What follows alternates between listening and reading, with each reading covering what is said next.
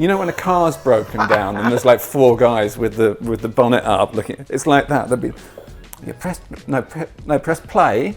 Oh, play. No, that's record. You've pressed record.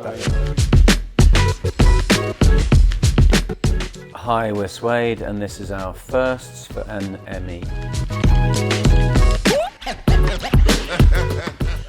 The first artist I fell in love with would. I'm trying to think honestly now. It'd have to be the Sex Pistols, really. They were my first band. It sounds very cool, but they were the first band that I kind of felt like they were my band, rather than, you know, when you're a kid, you sort of get excited by the energy of pop music. So there's stories about you dancing around. It's just pop music in general. Yeah, it's more of a kind of reaction to the energy. But the first time I really felt that I had a band that really meant something. My dad was really into classical music, so you know, it's the job of every decent teenager to do the opposite of that, of what your parents are into. So the Sex Pistols was as far away as I could get. So I'd say the Pistols.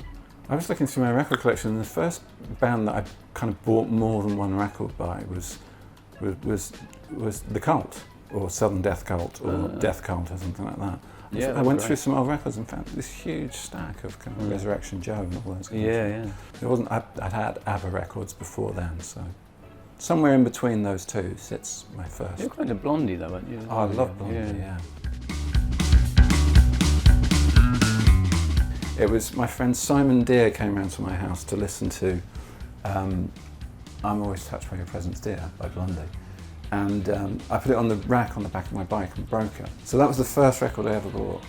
It was another the first copy record you ever broke? Yeah, it was another copy of that for Simon Deere. First album I bought was Nevermind the Bollocks, actually. I remember I remember having a paper round and saving up for it and going down to Hayward's Heath Market, which is by the station, and buying it on a Sunday for like, I don't know, £4 or something like that.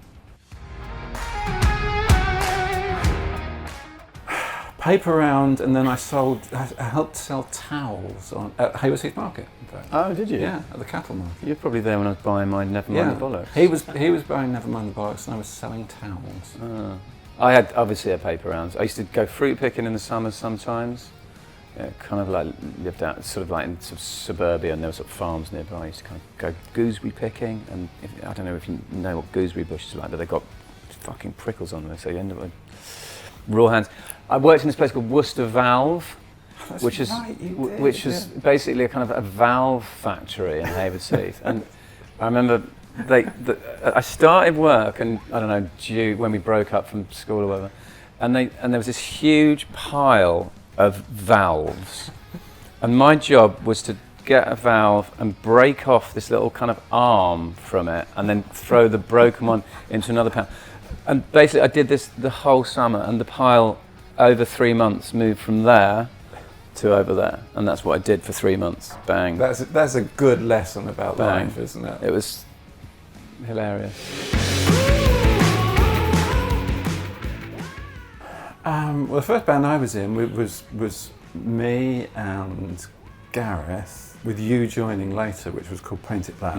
That was my first band. But I think you'd already been in a band. I was in a band, me and my friend Simon were in a band called Suave and Elegant, which was a kind of ironic sort of title, because it was supposed to be a sort of play on, you know, the kind of coiffured 80s thing. It was kind of like a, you know, we weren't suave and elegant, we were kind of 3 little scruffy kids. But we've actually still got the demo of one of the songs, and we kind of occasionally get together and listen to it. Still mates with them. Which song is that? You wouldn't know it, but it's just so inept. It's hilarious. I mean, we literally sit there. We kind of meet up every Christmas. We go for a curry, and sometimes we'll play it and get it out. It's literally just sit there crying into our beer. It's hilarious. For years, I've been saying that the first gig I went to was the Jam in Brighton, and then someone reminded me just recently that we went to see Toyah at the Brighton Centre, and worked out that it was quite a long time before. So apart from a local punk band called Moon 02. Oh God, I remember them, yeah. The first proper band I went to see was Toyah at the Brighton Centre. Yeah, I think it might have been New Order sometime in the 80s, around the time of Blue Monday, down in Brighton.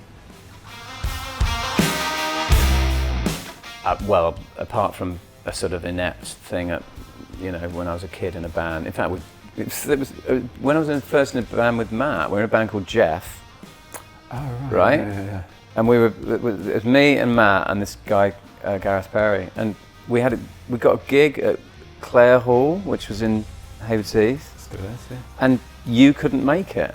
So it was literally just me and Gareth. And it was What just, did you play? I don't know, I can't remember. It was just terrible. I had this really, really tricky 12-string, but the action was really high. I couldn't really play it. It must have sounded like such shit. But that was the first gig I ever did. It was kind of, embarrassing. And then, obviously, the first Suede gig, which was in like 1990 or something, in the White Horse. But The sausage machine. I think it's, these early gigs, that inevitably you're rubbish. But I think there's something kind of quite lovely about that. There's something quite lovely about not being able to do it and overcoming that kind of thing and being resilient and sort of, for the first 3 years we just weren't very good.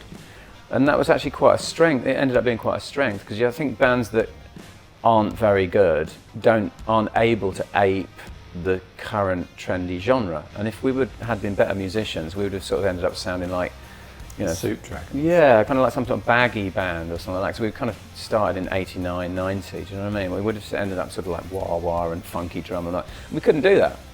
So we sort of learned to become us, didn't we? And Just that was a play the long, things slow that we process, loved, but it was kind of worked in. And we still just can do us, I'm quite proud of that in a way.